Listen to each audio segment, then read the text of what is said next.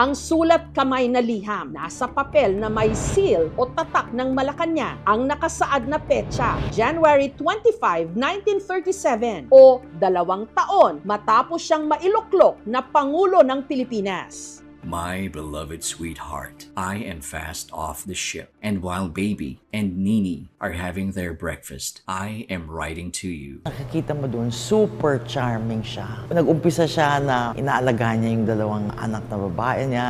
Basta wag ko lang malaman na may anak ka sa iba.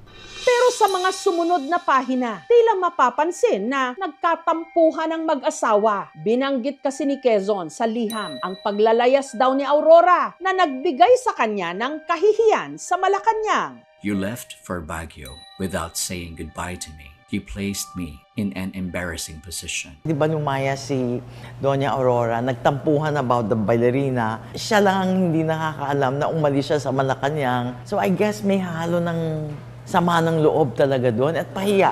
At kaya raw ito kontrobersyal dahil ang chismis sa naturang liham daw inamin ni Quezon kay Doña Aurora ang kanyang pagiging marupok.